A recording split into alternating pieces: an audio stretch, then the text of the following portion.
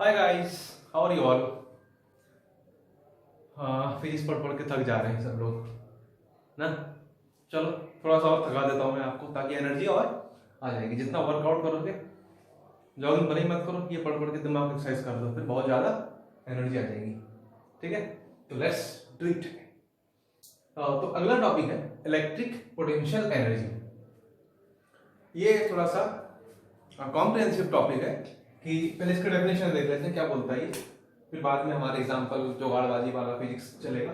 कि amount of work done breaking the charges in any system by bringing them from infinity.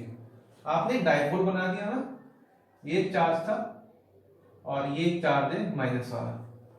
ये अपने आप तो नहीं बने होंगे, या आपने बनाए होंगे, या मैंने बनाए होंगे, या नेचर ने बनाया होगा। पहले ये कहीं अलग रहा होगा, कहाँ, अमेरिका में, ये रहा होगा इंग्लैंड में। इन दोनों को लाया गया है और एक डायपोल बन गया। कौन लाया है, किस रास्ते से लाया है, कब लाया है, हमें नहीं मालूम, but the system has its own existence. इसको लाया गया है, इसको बनाया गया है। तो इस सिस्टम को बनाने में सपोज नेचर ला रहा है, तो नेचर ने कुछ तो काम किया होगा ना।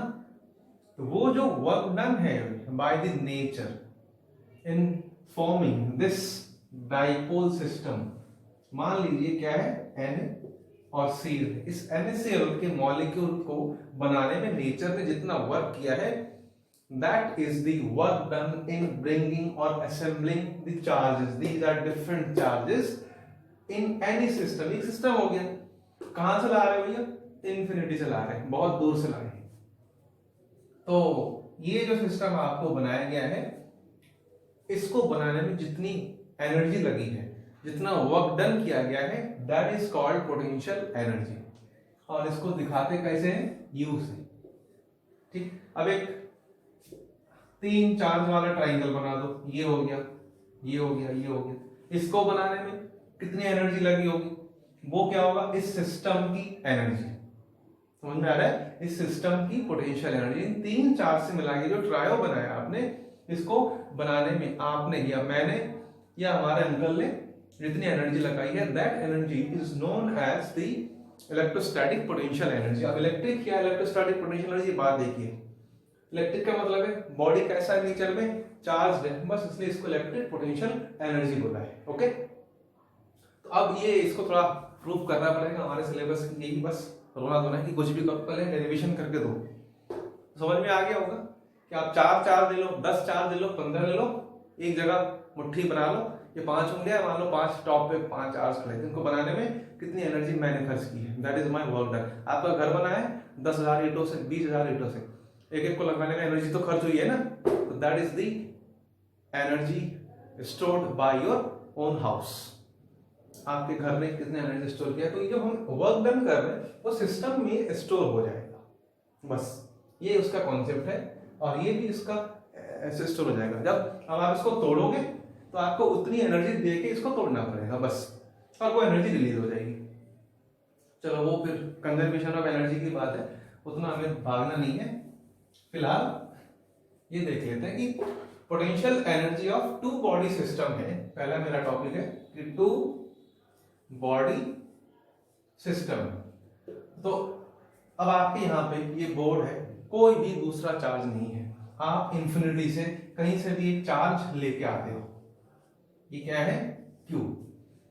तो जब यहाँ पे कोई भी नहीं था, इसका मतलब कोई इलेक्ट्रिक फील्ड नहीं होगा, और इलेक्ट्रिक फील्ड नहीं है तो इसका मतलब है इस पॉजिटिव या नेगेटिव चार्ज को इंफिनिटी से आप कहीं से भी आए हो, इसको लाने में आपको किसी ने रोका नहीं है, टोका नहीं है। इसका मतलब आप फ्रीली उसको लेके आए हो बिना पैसे दिए। समझ में आएगा, दैट पैसा इज कॉल्ड फोर्स या वर्क। आपने कोई भी वर्क डन नहीं किया है, तो इसको लाने में वर्क डन हमारा 0 हुआ है, तो दिस इज Q1। अब इसका मतलब है W1 यानी फर्स्ट चार्ज को लाने में how much work has been done, that is called 0। अब एक दूसरा चार्ज है, ये एक डिस्टेंस है, यहां पर A पॉइंट था, ये B पॉइंट, और ये डिस्टेंस क्या है, R। यहां पर एक दूसरा चार्ज आप लेके आते हो, कहां से भैया, इंफिनिटी से लेके आते हो, ये इंफिनिटी है। तो कितना वर्क करना पड़ेगा। अब हमारा सिस्टम बन है ना दो चार्ज का। अब मुझे ये बताओ कि इस चार्ज ने इस पॉइंट पर कितना पोटेंशियल बनाया होगा। इलेक्ट्रिक फील्ड बनाएगा, पोटेंशियल भी बनाएगा। तो यहां पर पोटेंशियल निकालेंगे पहले। वर्क डन की वैल्यू क्या होती है, potential multiplied by charge brought. तो हमें पहले इसने यहां पर कितना पोटेंशियल प्रोड्यूस करा है तो ये देखते हैं। तो potential at B due to Q1 यानी V1 क्या हो जाएगा, V एट B कर लेते हैं, क्या आ जाएगा K Q ओवर R। अब जब आप इसको ला रहे होगे तो धीरे धीरे ऑब्वियस है कि इसने इसको आने में अपोज किया होगा और आपने उस अपोजिशन के खिलाफ वर्क किया होगा, और वो work is known as by definition it's electric potential energy. आप इसको जितना पास लाओगे उतने ज्यादा अपोज करेगा कौन, ये तो आपको ज्यादा एनर्जी और देनी पड़ेगी। That's it. तो इस चार्ज को इंफिनिटी से इस पॉइंट तक लाने में कितना वर्क हुआ होगा, देन वर्क किसके लिए आ जाएगा। अब दो चार्ज हो गए हमारे ए बी, या इसको इसको ए कर लेते हैं और इसको ए एंड बी कर लेते हैं। यानी ए बी वाले सिस्टम को बनाने में कितना वर्क करना होगा वो हम देखेंगे। क्या उस पॉइंट पर कितना पोटेंशियल है मल्टीप्लाइड बाय कितना चार्ज लाए। बड़ा सिंपल है, ज्यादा हेडेक मत लिया करो। A B into Q, simple. अब क्या आ रहा है, के बड़ा क्यू छोटा क्यू और आर। तो ये क्या है, this is the work done by somebody else. इसका मतलब है कोई लेके आया होगा। अगर ये दोनों पॉजिटिव है तो लाने में रिपेल तो करेंगे ना, ये तो रिपेल करेंगे तो जबरदस्ती लेके आ रहे हैं। इसका मतलब जबरदस्ती नहीं, somebody has to do the work, वो इतना वर्क करेगा बस। अब this work is known as the potential energy of this and this system, बस खत्म। and this is known as the potential energy of A and B, बस।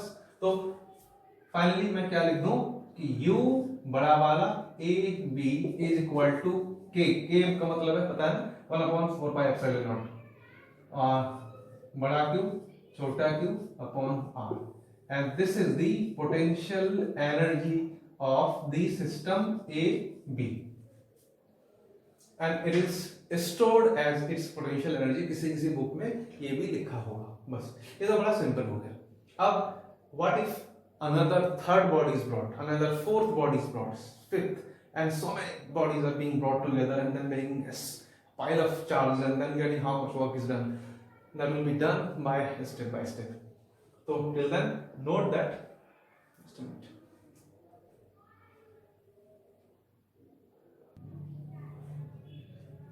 Okay, ये three body system है। थ्री बॉडी का मतलब क्या है कि तीन चार्ज है हमारे पास। तो पहला हमने क्या लिया था, यहाँ पर बड़ा वाला Q, फिर यहाँ एक दूसरा चार्ज आया था Q, इसको 1 ले लेते हैं। एक तीसरा चार्ज यानी थर्ड चार्ज हमारा ये आ रहा है, इसको क्या ले लें Q2। ये डिस्टेंस अब 1 ले लेते हैं और ये डिस्टेंस क्या होगा R2 ले लेते हैं। अब हमारे पास एक सिस्टम का ये ट्रायंगल फॉर्म का बन गया है। तो सबसे पहले जब हम इसको लेकर ऐसा करते हैं, इसको Q बड़ा क्यों नहीं, इसको चेंज कर लेते हैं। ये Q1 था, ये 2 है, ये 3 है। तो Q1 को जब लेके आए थे कितना वर्क किया था, कोई भी नहीं था, 0, यानी वर्क डन क्या हो जाएगा 0।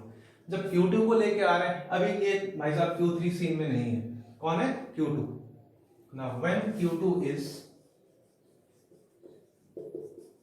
brought, अरे स्पेलिंग गलत हो रहा है भाई, कहाँ है brought at R1, तो ये इसको अपोज करेगा ना, फोर्स लगाएगा, तो उसके खिलाफ यानी अगेंस्ट वर्क करना पड़ेगा। तो इसने यहां पर कितना पोटेंशियल बनाया था multiplied by this charge brought. तो हम देखेंगे कि W work done in bringing Q2 at R1 from Q1 क्या हो जाएगा, पोटेंशियल निकाल लो और फिर उसको मल्टीप्लाई करा दो, तो ये वर्क डन आ जाएगा 1 2 इक्वल टू पोटेंशियल, इसका कुछ नामकरण भी कर देते हैं, A B C, potential at B multiplied by Q2। तो पोटेंशियल क्या होगा भाई, इसने यहां पर कितना पोटेंशियल बनाया, K Q1 अपॉन R1 और मल्टीप्लाइड बाय किससे हो रहा है, Q2 से हो रहा है। अब एक चीज बड़ा आराम से देखते रहना, कुछ नया बन के आएगा, बड़ा सिंपल होगा, आप न्यूमेरिकल में लगाओगे तो K Q1 Q2 upon R1, इसका मतलब है this is the potential energy of this liner system Q1 और Q2 को बनाने में जितना मॉडल किया गया है। हम बना क्या रहे हैं, ट्रायंगुलर फॉर्म में, रेक्टेंगुलर हो सकता है, इसको यहाँ पे रोक दो। अब ध्यान से देखिए, अब Q3 को लेके आ रहे हैं, Q3 का डिस्टेंस यहां से कितना है, अब आपको थोड़ा इसका अलग नामकरण देना पड़ेगा, मैं सिंबल में चेंज करूंगा, देखिए कैसे। ये डिस्टेंस 1 और 2 के बीच में, तो इसको 1 2 लिख देते हैं, इसका मतलब है R12 हो जाएगा, यहां पर भी R1, यहां पर भी R12, बात समझ आई। चार्ज कौन है, 1 2, डिस्टेंस कौन है, 1 2, ये डिस्टेंस कितना होगा 2 3, R2 3, ये कितना हो जाएगा 1 3, तो ये आ गया 1 एंड 3। अब जो सबसे खास बात है, जब हम थर्ड बॉडी को लेके आ रहे हैं यहां पर, तो इसने अपना पोटेंशियल यहां प्रोड्यूस किया होगा, तो इसको आने के लिए सबसे पहले तो इससे परमिशन लेनी पड़ेगी, यानी इसके अगेंस्ट भी somebody who is doing this Q3, that person has to do work against the repulsion force produced by the Q1। उसके लिए क्या करेंगे, potential at this C by Q1 multiply Q3। फिर अब ये भी तो है ना, Q3 से पहले कौन आके खड़ा हो गया, Q2 आ गया, तो Q2 भी इसको आने में क्या करेगा, अपोज। देखिए हम चार्ज को किस रास्ते से लेके आ रहे हैं, डज नॉट मैटर, क्योंकि सारा काम किस फील्ड में हो रहा है, इलेक्ट्रिक फील्ड में, और इलेक्ट्रिक फील्ड कैसा फील्ड है, कंजर्वेटिव फील्ड है, तो रास्ते का डायरेक्शन का कोई मतलब नहीं है, पोजीशन से मतलब है।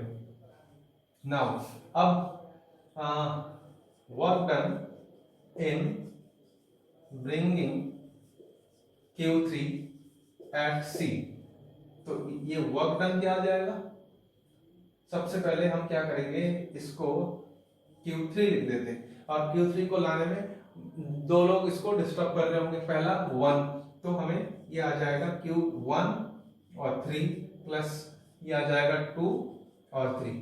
समझ रहे हो ना क्या लिख रहा है, इसका मतलब है कि 1 के प्रेजेंस में थर्ड को लेके आ रहे हैं तो अलग काम करना पड़ेगा, 2 के प्रेजेंस में थर्ड को लेके आ रहे हैं तो अलग काम करना पड़ेगा, टोटल को ऐड कर देंगे। अब जगह नहीं है, चलो इसी का आगे 1 3 के लिए क्या आ जाएगा, इसने यहां पर कितना पोटेंशियल बनाया, दैट इज हम इसको V ले लेते हैं, तो सीधे लिख दो फॉर्मूला, तो ये आ जाएगा वो K Q1 upon R13 multiplied by charge at that place, यानी Q3 आ गया, प्लस क्या आ जाएगा, इसने इस पॉइंट पर कितना पोटेंशियल बनाया है, कितना बनाएगा, K Q2 अपॉन R, कितना डिस्टेंस है 2 3, और कौन सा चार्ज यहां पर बैठा है, Q3। तो ये this is the work done in bringing Q3 only at point C। तो टोटल वर्क कितना हुआ, पहले इसको लाए नो वर्क डन, इसको लाए ये नहीं था, इसको लेके आए how much has been done, this is. अब जब थर्ड बॉडी को लेके आए तब मुझे अलग अलग स्टेप में ये और इतना वर्क करना पड़ा, then what is the total amount of work, तो अब इन सबको ऐड कर दो, सबको ऐड कर देंगे तो क्या आएगा कि टोटल वर्क डन कितना आ जाएगा, सबसे पहले W1 प्लस W12 सिंबल आप समझ रहे होंगे कि मैंने अपने हिसाब से चूज किए, आप अपने हिसाब से चूज कर लो, बस समझना है। और प्लस ये क्या होगा W3, तो इसकी वैल्यू क्या है 0, प्लस ये कितना है K Q1 Q2 R12 plus इसकी जगह ये दोनों टर्म्स आ जाएंगे के Q1 Q3 R13 प्लस के Q2 Q3 R23, इन सबको ऐड कर दो तो काम खत्म हो जाएगा आपका।